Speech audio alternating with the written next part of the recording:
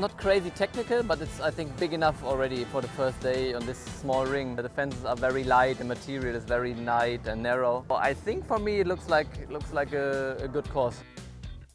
I'm riding Lappuccino today. The team is in 8th at the minute, Madrid in motion, so we kind of need a couple of good results now. So myself and Eduardo are on the team today, so looking for 2 clear rounds. Global Champions League kicked off on day 1 in Berlin. And early in the draw, Valkenswaard United did exactly what was required. Clear and fast, 1:42.38 on the clock. 4, 5, right, that's a super round there. Next in the ring, the Rome Gladiators, Lorenzo de Luca and Constant van Passion also delivered an impressive double clear, a little bit slower, 149 seconds. On home soil, the Berlin Eagles deliver another top day 1 result. Christian Kukuk and Ludger Beerbaum both clear, and 146.39 seconds to go into second. Keep him off this. Well done. Brilliant ride.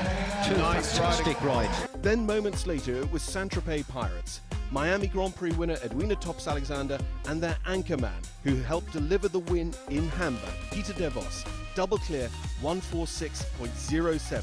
So they go just in front of the Berlin Eagles, but Valkenswaard United hold on for the best score of the day. The Shanghai Swans, on the podium most recently in Chantilly, have scored a 1-fault total today. And then the London Knights, series leaders, together with the Prague Lions, Miami winners, and the Scandinavian Vikings, are all just breathing down their necks on 4 faults. And thus we're set for another vintage Global Champions League duel here tomorrow in Berlin on day 2.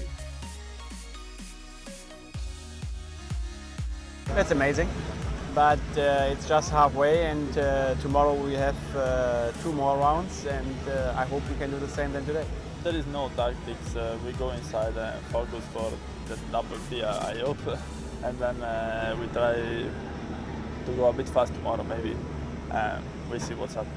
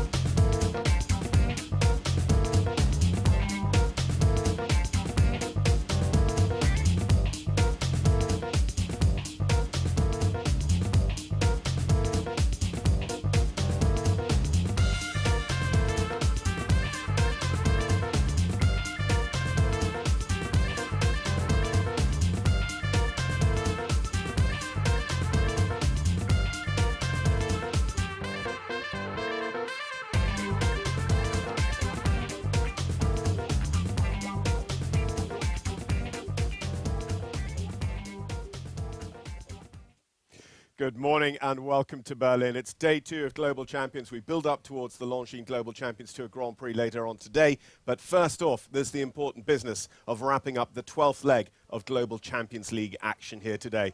You join me with the worst possible seating plan because we've got Fred de Backer here sitting beside Lorenzo de Luca, whilst myself and Judith Gokul are just sitting here watching, amazed as you abuse each other. And the reason is that, Lorenzo, your team is on 0, Rome Gladiators. Judith, your team, Valkenswaard United, on 0. Judith, first of all, to go back to something Bertram said to us yesterday, London Knights are out of reach almost. When you're second, they're first. This is a big chance this weekend. Yeah. We're trying to do well every weekend. It's just at this level, close and getting there to second place is good, but not good enough. The points count every round. 17 points, and now we just lost a couple of points last time. We're trying to catch up, but we're playing catch up. So this time we're a little bit ahead.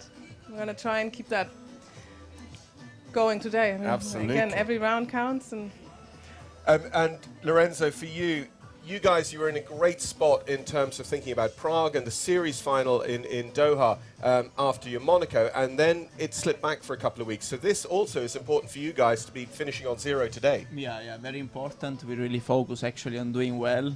Of course, the main goal is to get on the first four spots before Prague. That's, I think, is a dream of everyone. But yeah, we're fighting. We're making quite good decisions lately. Okay, Chantilly wasn't the best, but we're still fighting, and we think we can do. Actually, we spoke with our team manager, with Laura, and with the Aces. So hopefully everything works well for us. We're watching some of your teams round from yesterday, but you mentioned there Rich Heiss and Julianne Benson of Edge Communications, but also we know the Heiss name from it's great to have them here. Has that been a real boost? Yeah. We had good dinner yesterday, and they enjoying being here. They love the sport, and it's great when a day like yesterday was double clear myself, and Constant is doing great every show. So yeah, it's good that they are here and they enjoying this sport. Well, I mean, it's good that you've got Constant to prop you up, because I mean, you're a bit wobbly. Yeah. But it's good to have teammates stronger, so they can help. Judith, I'd also just, I mean, Fred asked all the good questions and now I'm stealing them, but I'd love to just ask you to remind us about that plan you had for Marcus's horse policy this weekend. Oh, he has Coronado and Comilfo with him. His plan was to ride Coronado in the Grand Prix, so that made him choose Comilfo in the qualifier and team competition today, which made Coronado jump big yesterday. Comilfo had a small round to prepare for today. It's just, he has two very good horses, and it's a bit of who we're going to put. But, well, it's a little bit like when, and I keep going back to it, but when Jan was asked the question in Mexico about, why didn't you use Alan when you had Elling and Zorzi? He goes, it's a luxury problem. And Marcus is the same with his stable. Yeah, it's just the feeling of the day, what you thought going into the week, and thinking about the ground and the ring and what suits the horses better. It's really like a luxury problem. It's true, but let's hope. Juliet, as a team manager, if you look at other team sports, there's always team managers or trainers that have to make decisions, and often they're unpopular. You have to leave your best striker on the bench, or swap a defender for a midfielder or whatever. Is that the same for you as a manager? Do you have yourself to say, sorry, you can't go? No, we talk about it. Like, do you feel like you want to be in the team? How are you horses ready, not ready? And the three of them right now, we usually have 3 people at the show. It's a team decision more than anything. I'll check with everybody. What do you think? Is your horse ready? Who do you want to ride? And for them, they make the decision themselves. No, I think I'm going to step back, let those 2 ride, or one of the others say, no, you think my horse wasn't quite ready yesterday? I think the other one should go. Looked great yesterday. So, no, I'm the receiver of information more than the maker of decisions. Because that's a big thing. Like Valkenswaard United are often there with 3 riders. You guys are often there with only 2 riders. You don't swap that often. Is that strategically? Why that decision? No, we make a plan just at the beginning of the year, and then everyone. The season is really hard, so we're trying to fit the best opportunity for everyone. Constant, like I said before, is doing a great job because he's new for this circuit. Was under 25, is new on those shows, and he's doing great. And of course, Laura tried to make everyone happy and to make his own plan. Of course, like with like all the other teams, we're trying to do the best every show. I think that makes sense. Yeah, Fred, when we talk about selection and tactics, and I hope these guys will agree, it's so different to being a football manager because you have that horsepower that you have to consider, and the season-long management of that fuel tank, I suppose. Exactly. In the beginning of the season, we have a team with breeding stallions. Juha Vrieling came to us, but his stallion also breeds a lot. Marcus has a couple of stallions who need to breed. So we always had a bit of a trouble to organize, okay, who can we pick, who can go? But we are trying to put 3 riders at every event so we can change. So we have that possibility. Bertram is really strong, and he picked up the slack while Marcus maybe didn't have the first string horses or felt like his horses weren't quite ready, and now he can pick up and do some more because they're coming back. So it worked out really well for us to have 3 riders. What I thought was quite interesting yesterday when you spoke to Kristen Kukuk was they sat down, they analysed the competition before the beginning of the year, and they said, our riders, our horsepower, it's top 10. That'll get us to Prague, but top 10 is where we feel we are.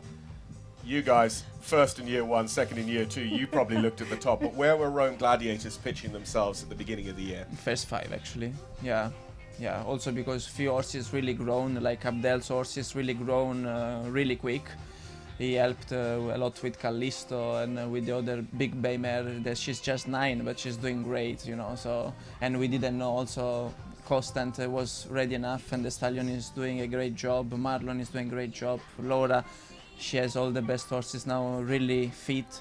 Maybe we were a little bit late to get all our horses fit enough, but that's a problem of everyone. You know, the sport is getting so difficult, and I think is a problem. Like every week is a big eye level. So yeah, just it's seeing hard. Constant there on the screen. Yeah, look, you guys, Laura Kraut, yourself, and Abdel, you've always been competing at that 5-star level. And in comes Constant van Paasje with an unexperienced horse himself, an unexperienced rider at this level. How was that? Did you have to guide him? Did you have to push him? Did he want to stay back? How do you get a rider to such a level? Okay, Constant, he jumped already so many big classes. The question was just also himself if the horses were good enough and ready enough to jump this level this year. And apparently he's doing an amazing job, and the horse is jumping great every week. So we're really glad to have him in the team. Yeah. When you started this season, this campaign, where do you think you would end up? What was your goal? First 5. Our goal for sure is first 5 this year. Yeah. You think you still think it's possible? Yeah. Well, of course, the big question is top 4 for the bye into the semi-finals at the playoffs. Yeah. Ladies and gentlemen, thank you so much. We've Thank set you. the scene a little bit. What's very interesting about both your teams is I can mention Maurice Tebel, you were reeling there as well. You mentioned all the members of your team. Your 2 teams that actually use your full roster as well, just showing the strength and depth, including the under-25 riders that we have in these Global Champions League teams. Judith Gokel, Lorenzo De Luca, Fred De Backer. Thank you very much. We're going to send Fred out to walk the course for first Global Champions League. It comes up at 11:30, but we're walking the course in just a few minutes' time here at Berlin.